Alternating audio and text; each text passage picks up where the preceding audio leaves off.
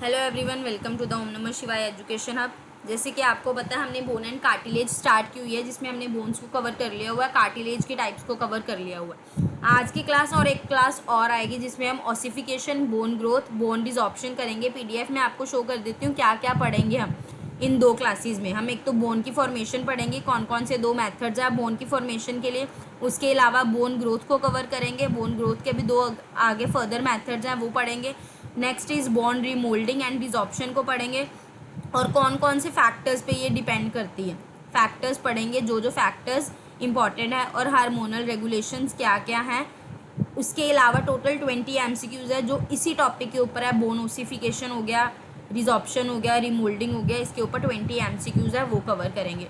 ये total 2 classes रहेगी। PDF मैंने आपको शो कर दिया। आधा पार्ट आज की क्लास में हम कवर करेंगे और आधा पार्ट नेक्स्ट क्लास में कवर करेंगे, और इसका पीडीएफ भी आपको टेलीग्राम ग्रुप में मिल जाएगा। जिसने अभी तक टेलीग्राम ग्रुप नहीं ज्वाइन किया है, डिस्क्रिप्शन बॉक्स में आपके पास लिंक है, डेफिनेटली उसको ज्वाइन कर लो, चेकआउट कर लो। उसमें मैं पीडीएफ डाल देती हूँ जो आपको यहाँ पढ़ाया जाता है। वैसे ट्राई करो कि खुद ही नोट्स बनाओ, क्योंकि इससे आपके मसल्स चलेंगे ना, तो आपके माइंड में वो टॉपिक फिट होता रहेगा।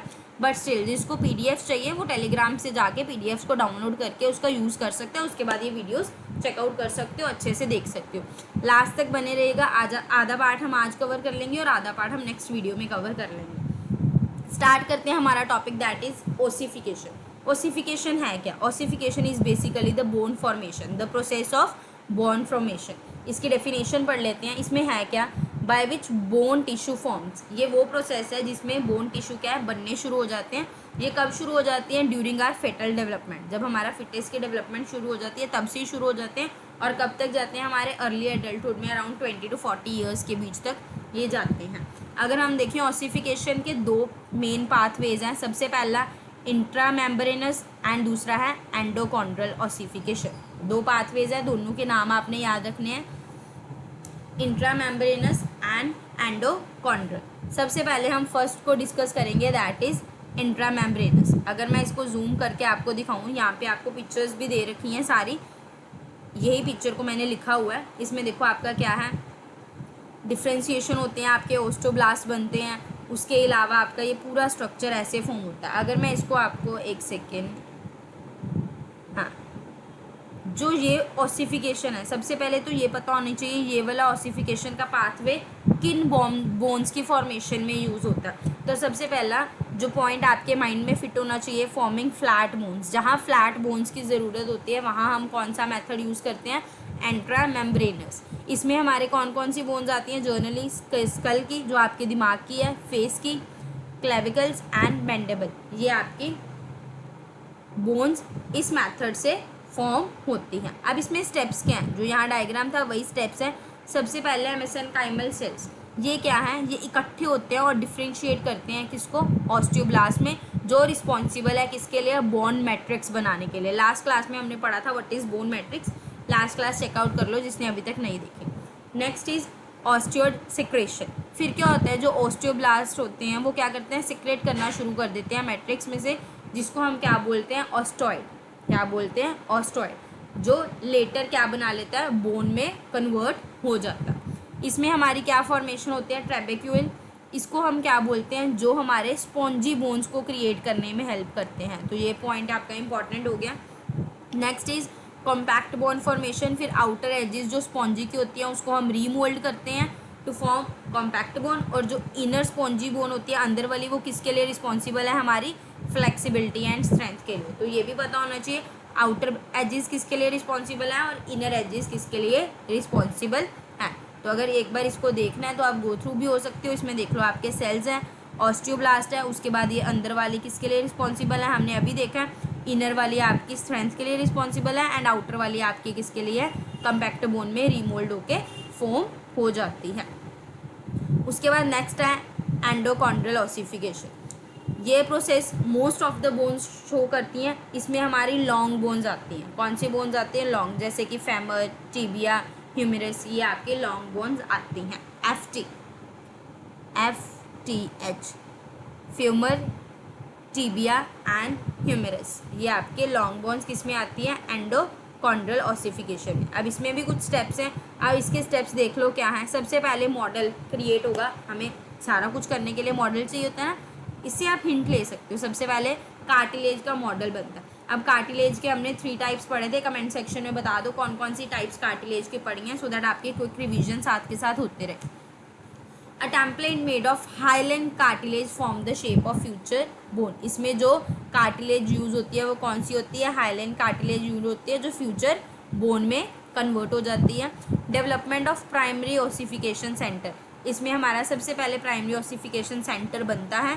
Blood vessels invade the cartilage bringing the osteoblast that begins to replace the cartilage with bone. पहले कार्टिलेज बनता है, कार्टिलेज क्या हो जाते हैं फर्दर बोन्स के साथ रिप्लेस कर देते हैं एट द सेंटर में। उसके बाद बोन कॉलर की फॉर्मेशन होती है किसके अराउंड? डायफेसिस। ये भी हमने लास्ट क्लास में पढ़ा था कार्टिलेज मॉडल में, शाफ्ट डायफेसिस क्या होते हैं।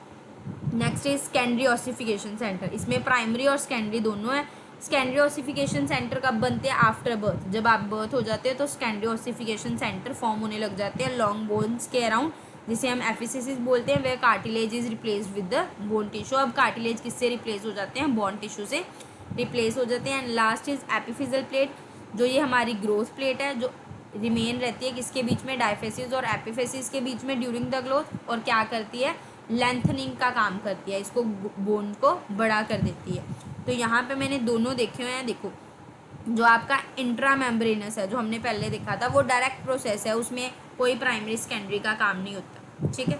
इसमें आपके प्री ऑस्टियोब्लास्ट बनते हैं, फिर ऑस्टियोब्लास्ट, फिर ऑस्टियोसाइट, एंड देन ये आपका स्कल भी बनाया हुआ है कि ये स्कल में यूज़ होती है।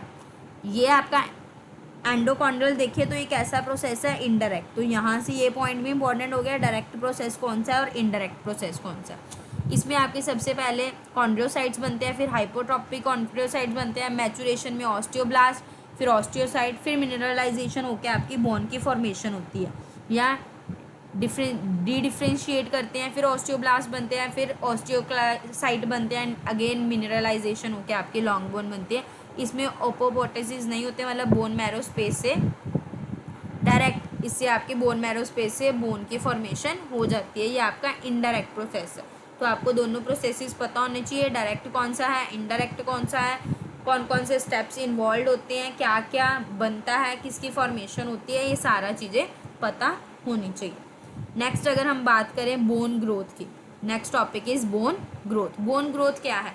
ग्रोथ का मतलब बढ़ना, बोन की लेंथ में बढ़ना या थिकनेस में बढ़ना, उसी को हम क्या बोलते हैं? Bone growth. ये कब शुरू हो जाती है? हमारे चाइल्डहुड से शुरू हो जाती है, और कब तक जाती है?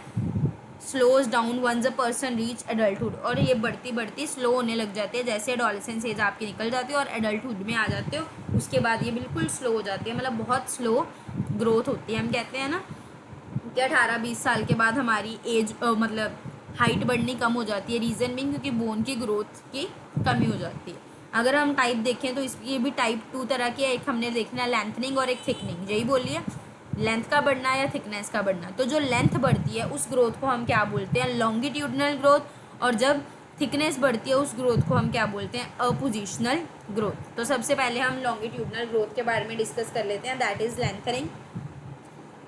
These occur at the epiphyseal plate, growth plate through the endochondral ossification।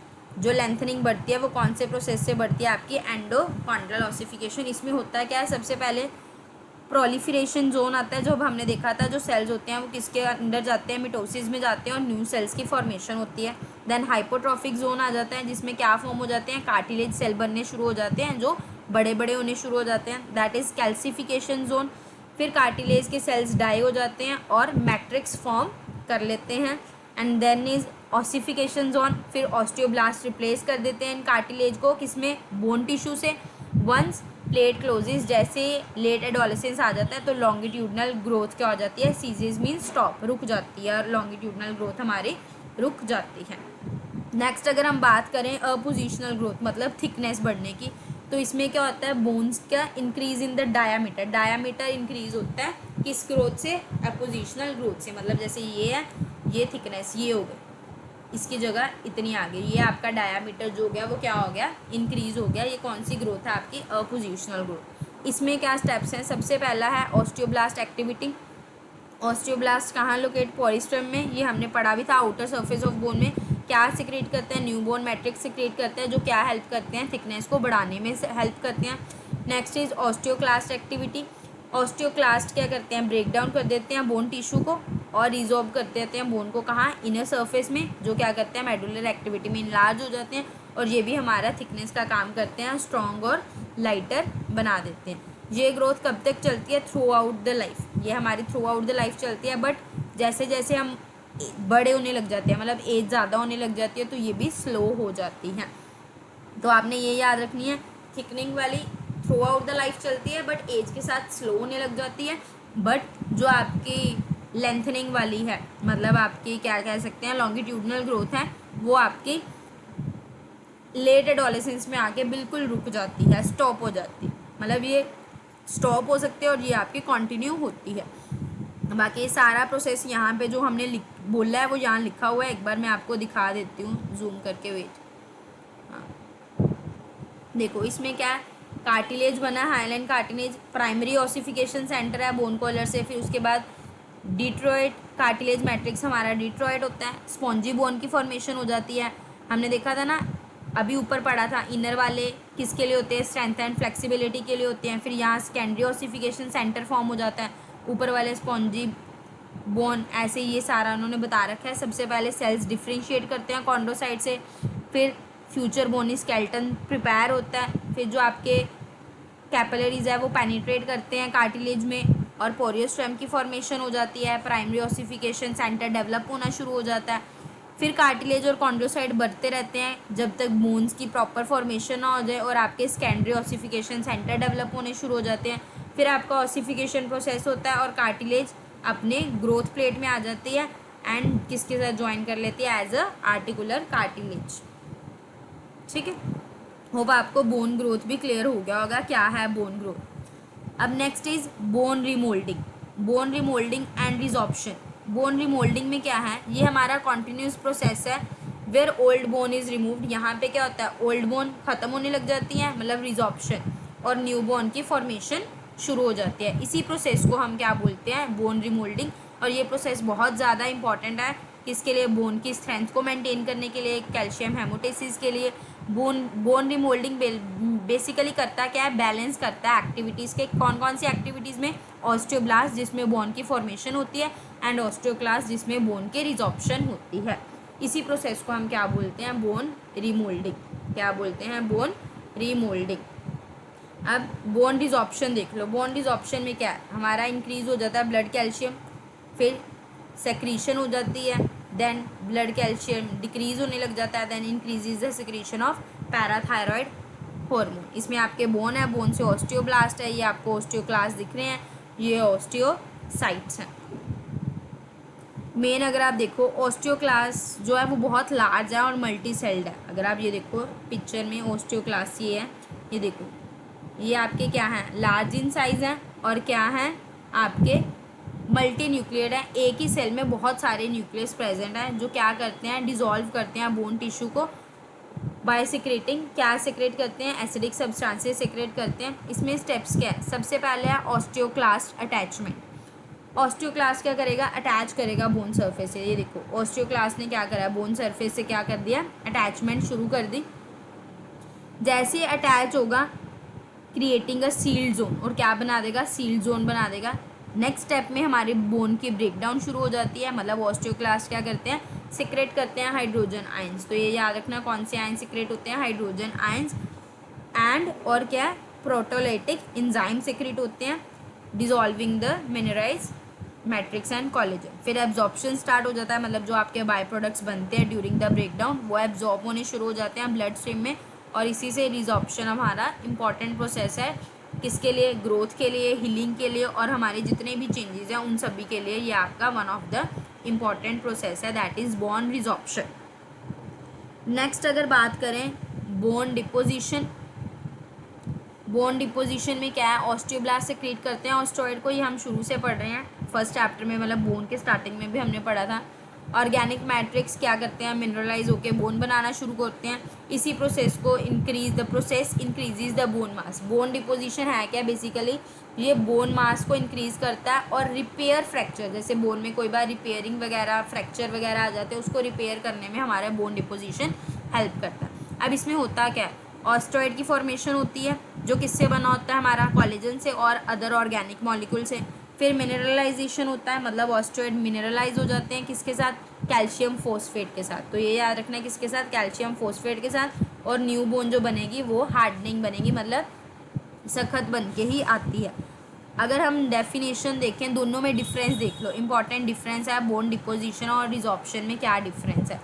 अगर आप देखो रिजॉर्प्शन हमने पहले पढ़ा था, रिजॉर्प्शन क्या है, breaking of old and damage bones. जो आपकी डैमेज बोन है और ब्रेकिंग बोन्स है उनको तोड़ना, ठीक है, ओल्ड बोन्स को ब्रेक करना और डैमेज बोन्स को ब्रेक करना, उस प्रोसेस को हम क्या बोलते हैं, बोन रिजॉर्प्शन। और बोन डिपोजिशन क्या है, डिपोजिशन में मतलब न्यू बोन्स बनना। Bone deposition is a process of forming new bone material, new bone का मटेरियल बनना, उसको हम क्या बोलते हैं, बोन डिपोजिशन। कौन से सेल्स रिस्पॉन्सिबल है, यहाँ से क्वेश्चन बन जाता है। तो बोन रिजॉर्प्शन में हमारे ऑस्टियोक्लास्ट रिस्पॉन्सिबल होते हैं, हमने देखा था ना, वो स्ट्रक्चर को मतलब क्लोज कर लेते हैं पैकेज को, तो वो आपके बोन, इसमें ऑस्टियोक्लास्ट रिस्पॉन्सिबल है। और बोन डिपोजिशन में कौन रिस्पॉन्सिबल है, ऑस्टियोब्लास्ट। अच्छा, अब आप मेरे को कमेंट सेक्शन में आज का होमवर्क, नेक्स्ट क्वेश्चन होमवर्क, आप मेरे को डिफरेंस बताओगे ऑस्टियोब्लास्ट और ऑस्टियोक्लास्ट में क्या डिफरेंस है। ये हमने बिल्कुल फर्स्ट लेक्चर बोन वाले में डिस्कस किया था। जिसको नहीं पता डेफिनेटली वो लेक्चर चेकआउट कर लो, उसकी भी वीडियो आपको डिस्क्रिप्शन बॉक्स में मिल जाएगी। होप आपको bone deposition and bone resorption clear हो गया होगा। अगर नहीं हुआ एक बार वीडियो बैक कर लो, अगर फिर भी कोई डाउट है कमेंट सेक्शन में आप अपना डाउट शेयर कर सकते हो। बाकी नेक्स्ट जो हार्मोनल ये रेगुलेशन है और जो फैक्टर्स हैं, उसके बाद एमसीक्यूज, ये हम नेक्स्ट क्लास में कवर कर लेंगे। तब तक के लिए अगर किसी ने चैनल को सब्सक्राइब नहीं किया है तो कर लो, बेल आइकन को हिट कर लो, सो दैट जैसे नेक्स्ट वीडियो आए आपको साथ के साथ नोटिफिकेशन आ जाए। Thank you so much.